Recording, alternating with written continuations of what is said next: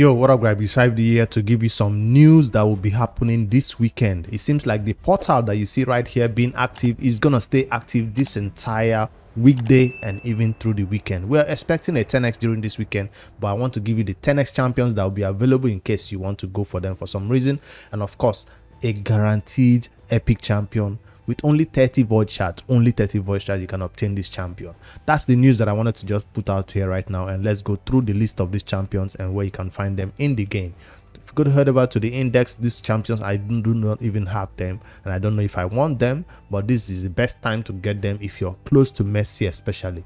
But if you're not close to Messi, I will highly recommend and put this disclaimer out there for newer players that this is not for you. This is for spenders, and 10x events like this are a scam. You might pull your shards and not get the champion. You might get legendaries but not the champion that is advertised. That should always be out there.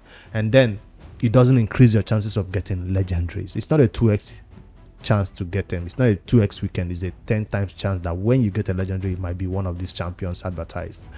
And also there's a 2x on void coming up next weekend. So not this weekend, next weekend. I think the 28th or so. That's the best time to pull shards in general.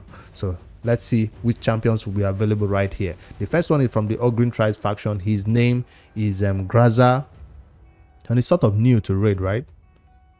Iron God. Where is he? This dude. Amazing design right here. He was recently launched into the game, and he will be available this weekend, Friday, Saturday, and Sunday if you want this dude from void chat. I'm not going to go through their skills or anything. I'm just going to give you these full names, and so you can know what to expect tomorrow, and maybe you save your shot. Harima is the next one from the Shadow King faction, and she's amazing. Nothing to say about that. She's amazing, especially in PvP content. I come across her, and it takes a century to kill this champion and her pair. But yeah, that's her. She's available this weekend from Ancient Shards and from Sacred Shards.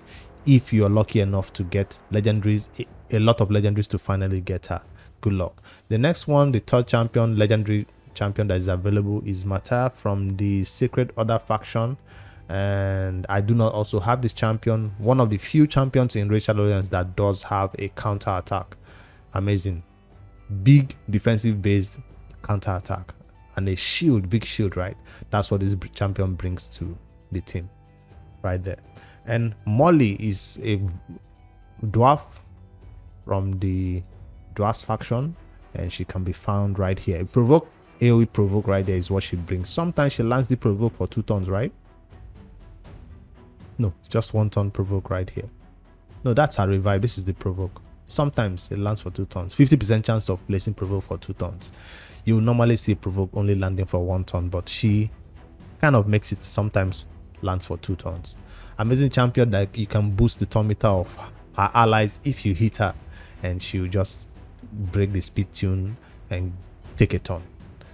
That's all the legendaries that will be available this weekend. And now for the epic champions, which are obtainable. Now if you're looking for any of these epics, it's kind of obtainable if you're pulling shard this weekend. The first one is Umbral Enchantress. She has kind of lost her place in the game, but she is still very valuable in the early game, and I no longer see her being used in the end game these days because a lot of champions now do a lot better than she does, right?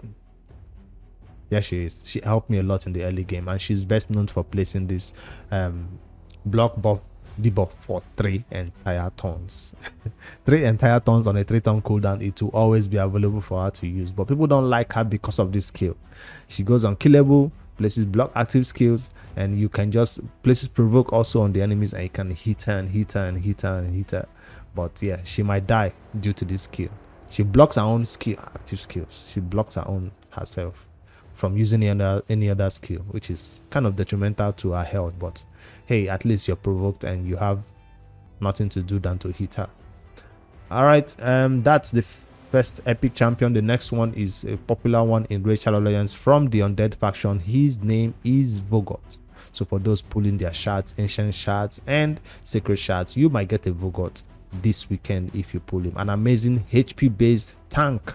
That's what he's known for, and this one of his passive heals your entire team. If you hit him, he'll be healing them, and it's kind of difficult to kill this champion when built right. I do have a guide about him. The next one from the Shadow King faction again is gonna be a Torage the Frog, a popular champion best known for his ally protection and poison, decrease attack on the A1, which is not that consistent but it's useful to pair with somebody else who also does decrease attack. So an amazing champion I would love to have on the Note to Pro, and we still have one more, I think one more pull to do in the Prism shards for that Note to Pro series to see if we can get Torage.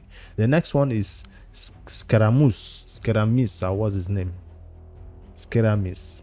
That's a weird one. He's from the High Elves faction with that type of a name, and he's an epic champion that is recently kind of new to raid. Do I even have that champion? See, I don't have him. He's really new to raid, and he does look like a Sylvan Watchers faction champion though, but it's all golden like the High Elves are with their shield, some of them at least. And this champion, I don't know much about this champion.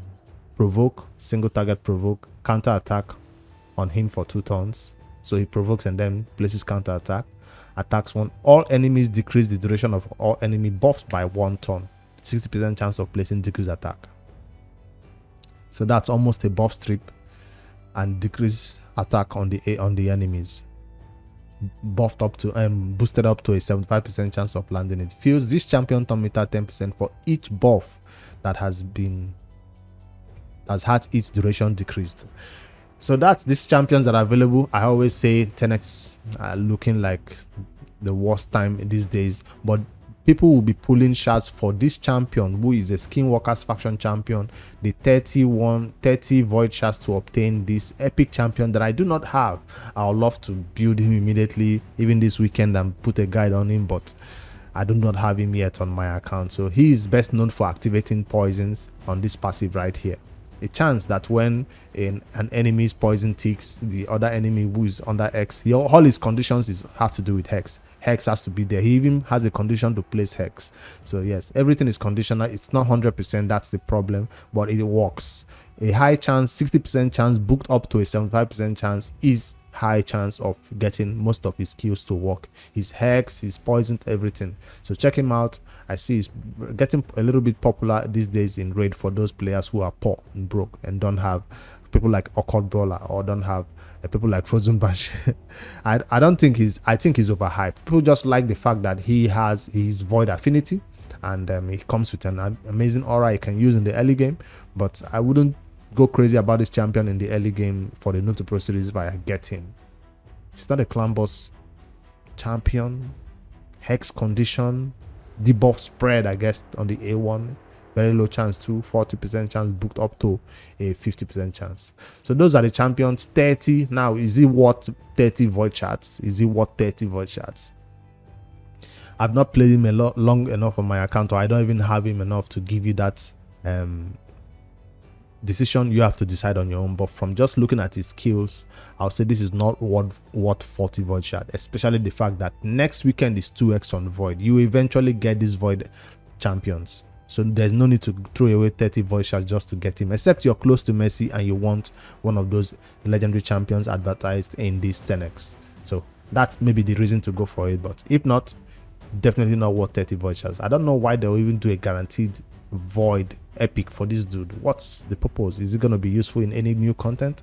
I don't know. So that's all the news that I have to share with you guys right now. I'm going to do another video about the Raid Call of Arbiter final episode 10, and I do have some giveaways over there to give, so make sure you check that video out later, guys. Don't forget to like and subscribe.